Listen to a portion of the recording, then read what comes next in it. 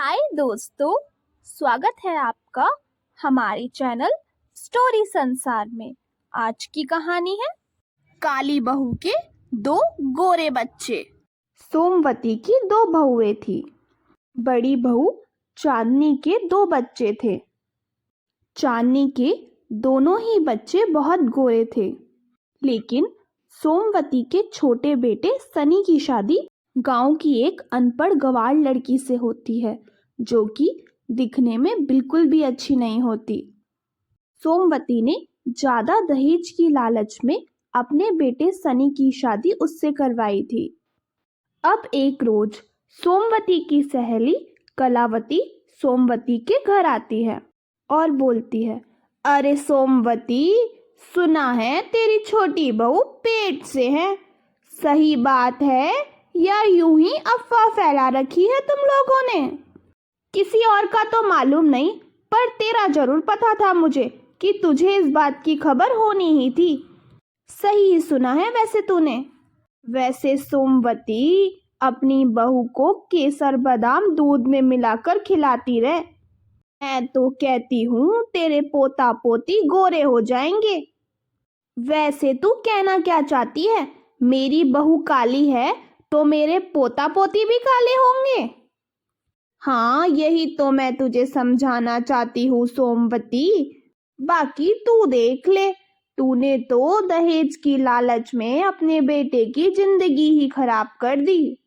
अरे जरूरी थोड़ी ना है कि बच्चा बहू पे ही जाए, मेरे बेटे सनी पे भी तो जा सकता है ना।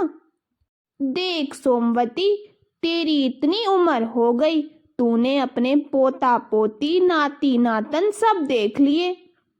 तुझे तो पता है ना, बच्चा 9 महीने माँ के पेट में रहता है तो माँ पे जाने के ज्यादा चांस होते हैं। मुझे मत समझा कलावती, जब बहू मैं काली ले आई हूँ तो काले पोता पोती भी रख लूंगी, तुझे नहीं बोलूंगी रखने के लिए। मेरा काम था बताना, जो मैंने कर दिया है, अब मैं चलती हूँ। वैसे पैसों की लालच में तूने अच्छा नहीं किया, अपना वंश ही खराब कर दिया तूने तो। इतना कहकर कलावती वहां से चली जाती है। कलावती तो अपने घर चली जाती है, लेकिन इधर सोमवती, जो कलावती के सामने तो अपना दुख जाहिर नहीं करती, लेकिन मन ही मन सोचती है। वैसे इस कलावती का काम तो केवल चुगली करना और आग लगाना ही होता है, लेकिन इस बार ये बात तो एकदम पते की करके गई है। अगर मेरी बहू को काले बच्चे पैदा हो जाते हैं तो पूरे मोहल्ले भर में मेरी बेइज्जती हो जाएगी कि मैंने दहेज की लालच में अपने बेटे की जिंदगी खराब कर दी, और रिश्तेदार वो तो मुझे कहीं का नहीं छोड़ेंगे। शाम को सोमवती अपनी बहू के कमरे में जाती है और बोलती है, सुन बहू, अब से तू डेली रोज रात को केसर बादाम का दूध पिएगी, और तब तक पिएगी जब तक तेरी डिलीवरी नहीं हो जाती। अभी सनी बोलता है, मैं तो पहले ही बोल रहा था कि पैसों के चक्कर में मेरी शादी किसी से भी मत करवा दो। अब आपको काले बच्चों का डर सता रहा है।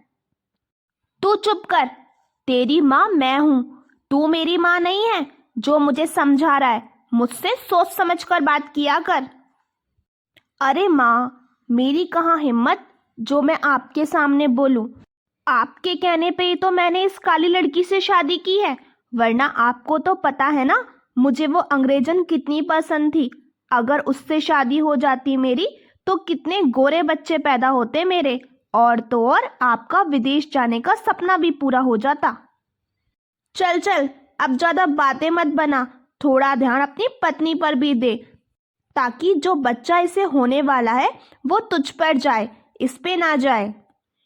सोमवती की बहू निशा को इन सब बातों का बहुत बुरा लगता है, पर वो बेचारी कर भी क्या सकती थी। वो जैसी थी वैसी ही रहने वाली थी, खुद को बदल तो नहीं सकती थी ना। ऐसे ही दिन बीत जाते हैं और निशा की डिलीवरी हो जाती है। सोमवती दादी बन जाती है। बच्चे की बधाई देने कलावती सोमवती के घर आती है। अरे नजर ना लगे सोमवती, बच्चा तो बड़ा ही गोरा हुआ है। ये तो तेरे बेटे सनी से भी ज्यादा गोरा है।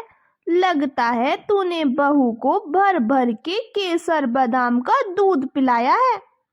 अरे नहीं नहीं कलावती, मुझे तो पता ही था कि बच्चा सनी पे ही जाएगा और उसी की तरह एकदम गोरा होगा।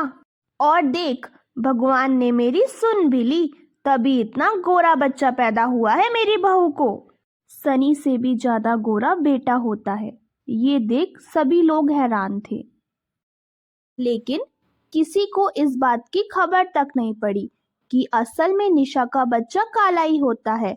लेकिन सोमवती ने रात के अंधेरे में बच्चा बदल दिया था।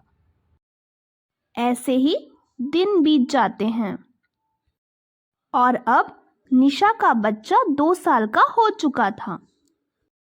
और ऐसे ही एक दिन सुबह निशा को बहुत तेज उल्टियां हो रही होती हैं। तभी चांदनी पूछती है, अरे अरे देवरानी जी, आप ठीक तो हैं? कल आपने कुछ ऐसा वैसा तो नहीं खा लिया था जिससे आपको इतनी उल्टियां हो रही हैं? तभी सोमवती वहां आ जाती है और बोलती है, अरे बड़ी बहू, तेरे अब तक 2 बच्चे हो चुके हैं, पर अभी भी तुझे इस बात का पता नहीं चला कि ये उल्टियां क्यों कर रही हैं? मैं बताती हूँ तुझे, मैं एक बार फिर दादी बनने वाली हूँ। निशा एक बार फिर माँ बनने वाली है। वक्त के साथ सबको पता चल जाता है कि सोमवती की बहू एक बार फिर से माँ बनने वाली है। कलावती को भी इस बात का पता चल जाता है और वो एक बार फिर से सोमवती को परेशान करने आ जाती है। अरे सोमवती, बधाई हो, तू एक बार फिर से दादी बनने जा रही है। अब क्या लगता है तुझे, बच्चा किस पे जाएगा, तेरे बेटे सनी पे या तेरी बहू निशा पे? अरे कलावती, जब मेरी बहू का पहला बच्चा गोरा हुआ है तो दूसरा बच्चा भी गोरा ही होगा ना। मुझे समझ नहीं आता कि तुझे मेरी काली बहू के बच्चों की इतनी चिंता क्यों है। और वैसे भी बच्चे चाहे कैसे भी हो, उन्हें मैं ही रखूंगी ना, तू तो नहीं रखेगी। चल ठीक है, अभी इस बात पे बहस नहीं करते, ये तो समय ही बताएगा कि तेरी बहू के बच्चे गोरे होते हैं या काले। ऐसे ही समय गुजरता जा रहा था और सोमवती की चिंताएं बढ़ती जा रही थी कि इस बार भी उसे पहले की तरह बच्चे चुराने पड़ेंगे। इसीलिए वो अपनी बहू निशा को केसर बादाम का दूध भी नहीं दे रही थी, क्योंकि उसे यही लग रहा था कि पहले बच्चे की तरह इस बार भी बच्चे काले ही होंगे। तभी एक रोज सनी सोमवती से बोलता है, क्या हुआ माँ, इस बार आप अपनी बहू को केसर बादाम का दूध नहीं पिला रही हो?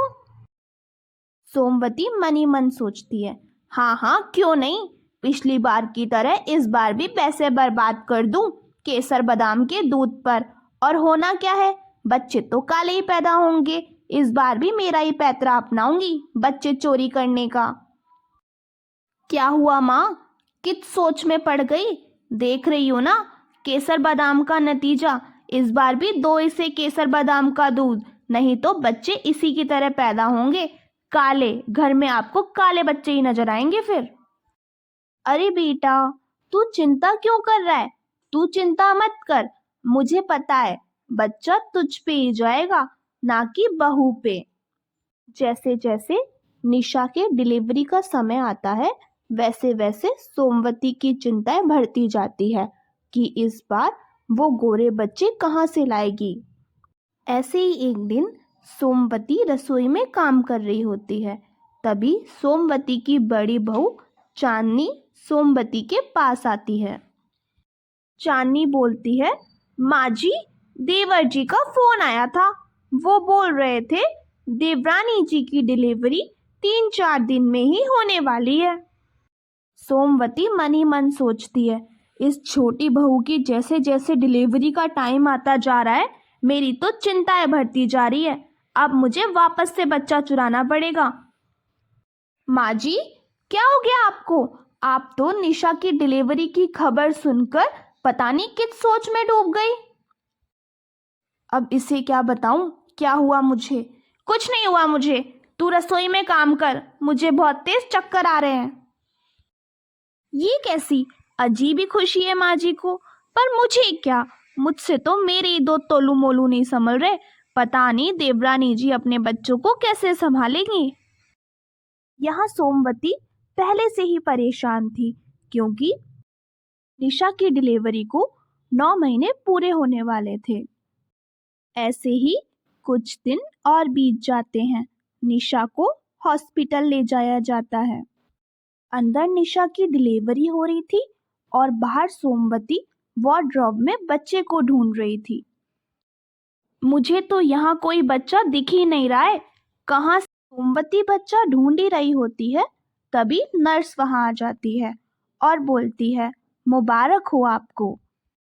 आपकी बहू को एक स्वस्थ और गोरा बच्चा पैदा हुआ है। बच्चा माँ पे नहीं गया।